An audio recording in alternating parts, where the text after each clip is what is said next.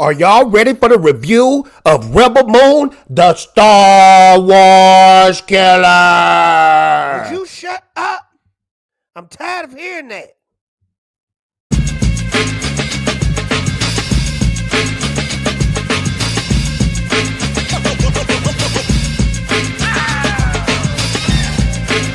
What up, YouTube? It's your boy, Fader J. Back like I left something, and I'm glad you're here. Yes, I'm glad you're here. And this is the spoilers review of Rebel Moon on Netflix. And this is not going to be a review that you think it's going to be. I want to put things on the table right here, right now. As you know, if you go throughout the Fader J channel, you will see I have a lot of videos about Zack Snyder and the Snyderverse and the Snyder Cut. I'm one of Zack Snyder's biggest fans out here. I think 300, Watchmen, Man of Steel, these are one of the greatest CBM comic book movies that we ever seen out there on the market. And when it comes to this movie right here, I was anticipating Rebel Moon all year. I wanted to see something that brought us something different from what we've been seeing on Disney Plus with Star Wars and with the Star Wars sequels, which are very disappointing. So knowing that Zack Snyder was going to be a part of a space opera, I was so hyped about this. But while watching this film, I was highly disappointed. But we're going to speak on that. We're going to break down how there were some good things. We're going to start with the good things. And then we're definitely going to speak on the bad. But what I need you to do is watch this video all the way from the beginning all the way to the end. It helps me so much in the algorithm. Also, what I need you to do is like, subscribe, and hit that notification bell, because when you hit that notification bell, it makes your boy Fader J feel oh so good and oh so swell. Yeah. So you have people out there comparing Rebel Moon to Star Wars, and I want to say this: that's a very bad comparison. While watching this entire film, this movie does not remind you of Star Wars. I'm going to tell you what it reminds me of. Something that is a total different genre. And Fader J is a big kung fu karate movie samurai fan. This movie is pretty much Seven Samurai in space. If you're not familiar with Seven Samurai is about this Japanese farmers, this farmer village, and they're getting harassed by this evil emperor and his empire, and they want grain, and they want all the grain. The farmers can't afford to give them grain because they're a poor village, you know. But they demand this. So one of the leaders, go out to seek out these Ronin samurais who can stand up against this evil empire and teach the farmers how to be warriors to fight against them. This is exactly the plot of Rebel Moon. Has nothing to do with Star Wars, okay? So I wanted to get that straight. And I want to focus on the good things before we get to the bad.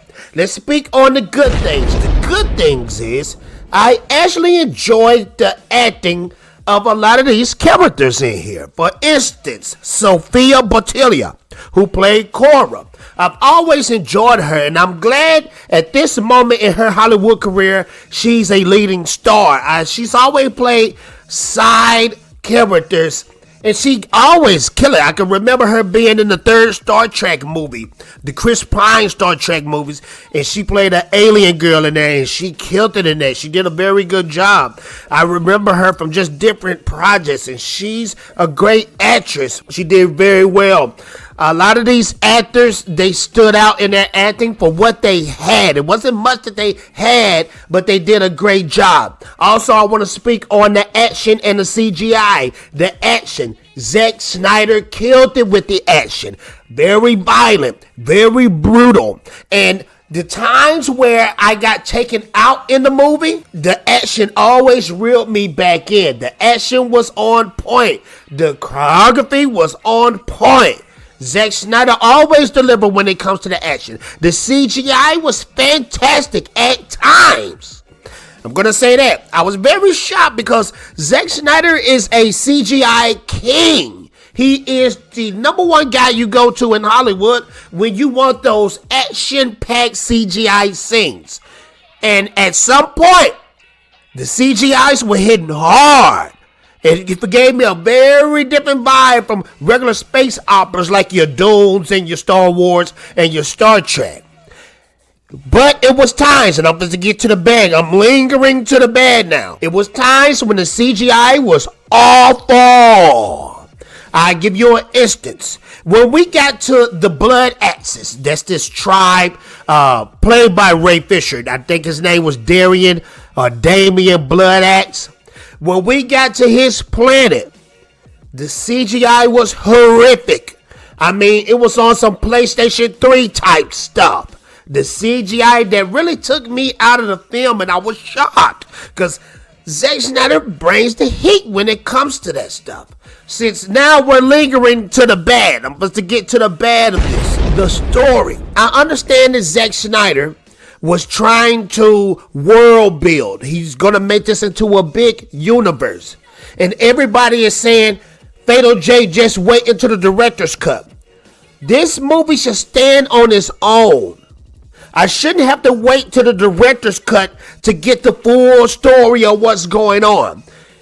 Zack Snyder was world building in this film, but it just was moving too fast. It didn't have time to get attached to characters. Because see what Cora was trying to do, the main star. She was going to different planets trying to find warriors that rebelled against the Empire.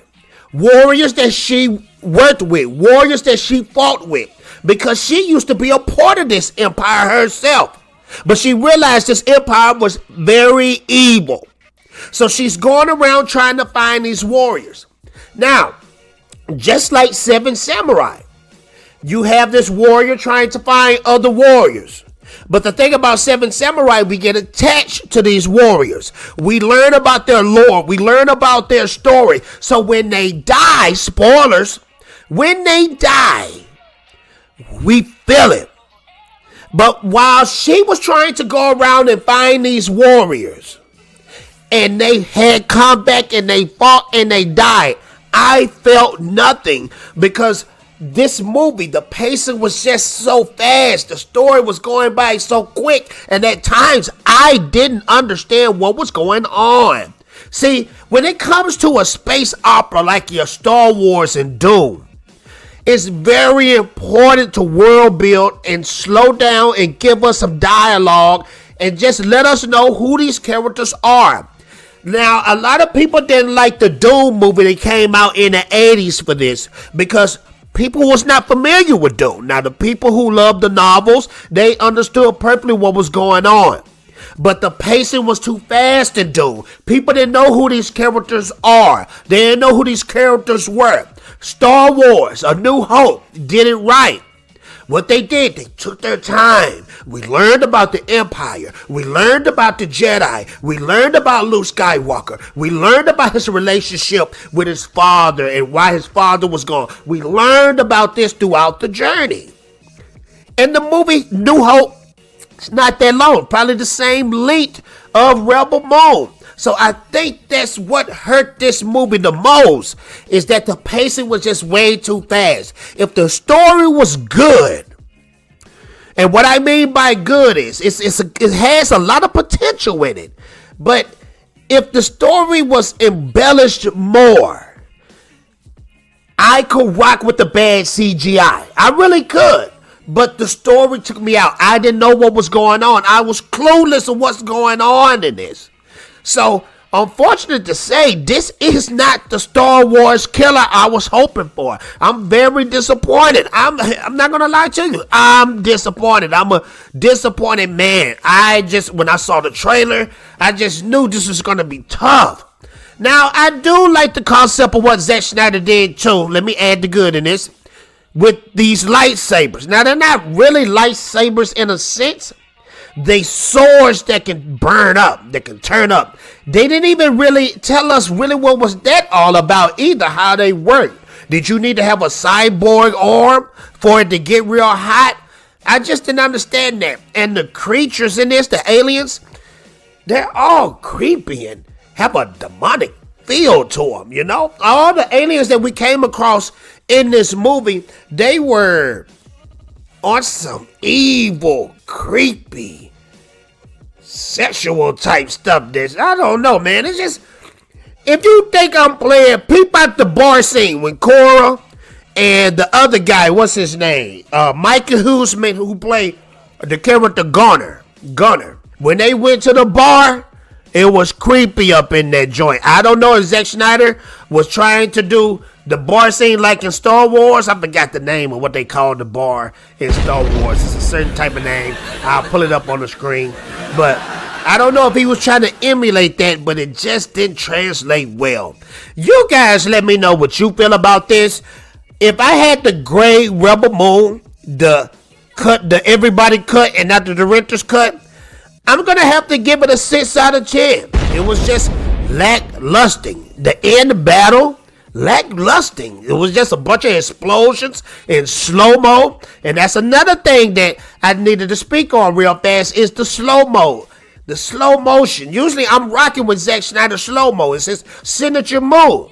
But the slow-mo this time, too much. Got kind of annoying. You guys let me know what you think. I give this a 6 out of 10. You guys let me know how you feel about Rebel Moon. Do you feel like I need to wait till the director's cut to come out?